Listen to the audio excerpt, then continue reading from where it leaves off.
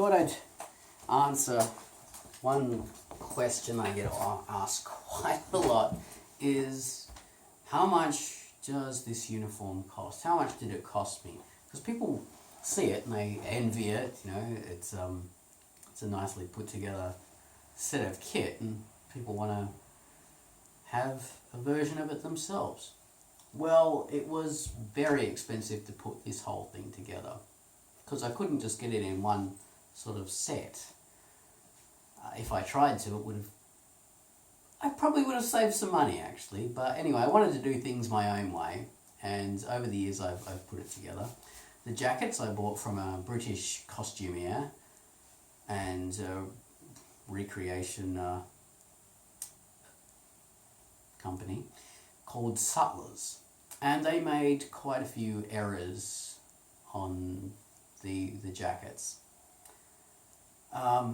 The jackets as I originally got them were quite simple. I've added extra rows of braid and extra buttons and also extra fur.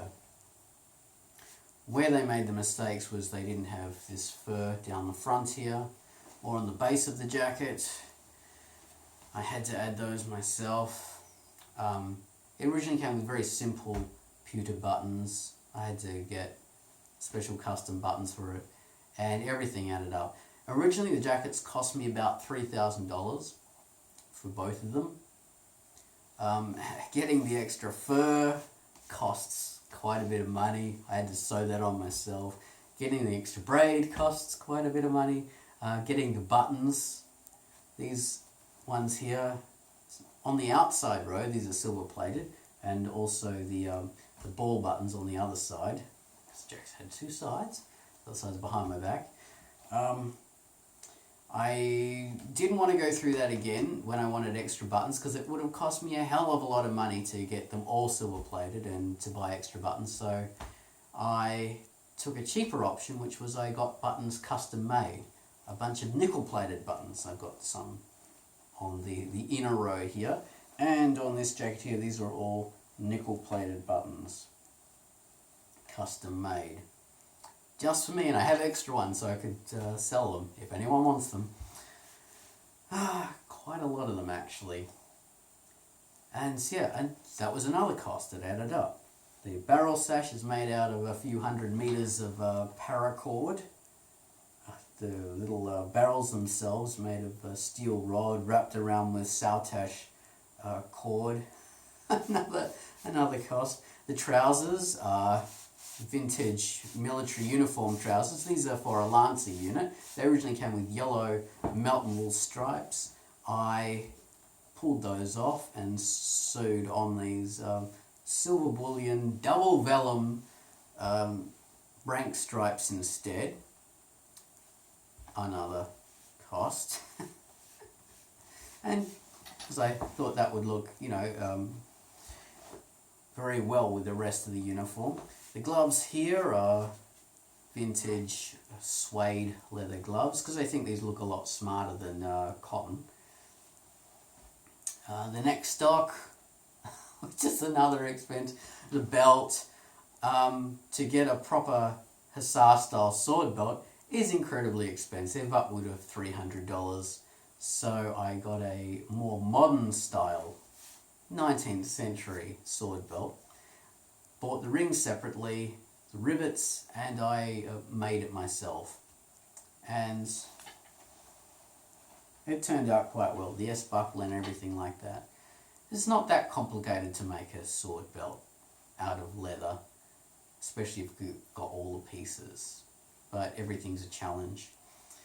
Oh yeah, one other aspect of the Hussar belt is the Hussar barrel sash, is these little tassels here.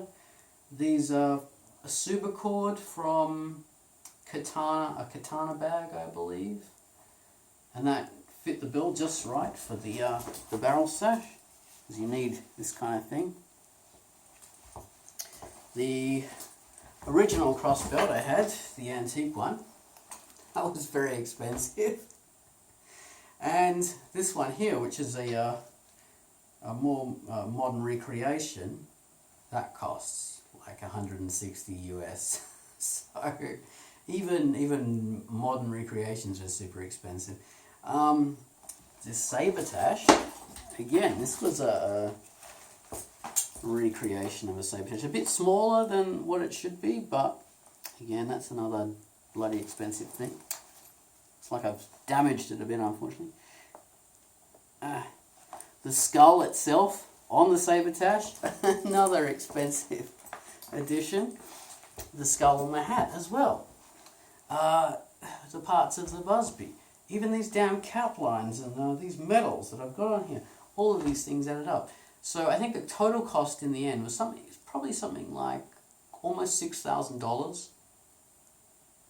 Around that sort of mark for this whole outfit. And that includes the sword as well. Well, I won't include all the other swords in that cost. But yeah, that includes this, and it, cost extra money to even put this little skull on here. So it all adds up. It's very hard to do something like this on the cheap if you want to create something with materials that sort of look or would be very similar to what they used for the 19th century uniforms. But I think that's important. There are some liberties I've taken. So for the braid that sutlers put on this jacket is mylar braid, which is not quite as thick and sturdy as the bullion braid that they originally used. But that is incredibly expensive and quite a bit more difficult to work with, and not very forgiving if something goes wrong, and if it gets destroyed or damaged in any way, it's very obvious if you try and add an extra bit or try and repair it. So it's a forgivable substitution, I would say. Mylar, well, it's nominally mylar, but that's only a coating. The inner coating of the mylar has a thin sheet of aluminium applied to it, so it is metallic. The buttons, most hussar reenactors, when they have buttons that look like this, they're usually always plastic. Now, I wanted metal buttons because it gives a weight to the jackets and it makes them fall correctly and just sort of sit properly, which plastic doesn't quite have. There's always something off about it. So I thought I'd definitely spring for the expense.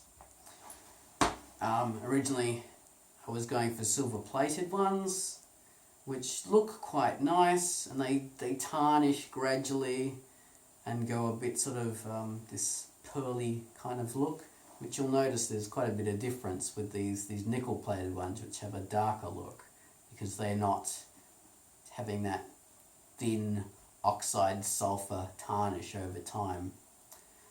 So I don't know what to do about that. Maybe I'll get extra silver ones, or maybe I'll just take off the silver ones and put nickel plated ones on instead. So anyway, that is the expense of these sorts of outfits.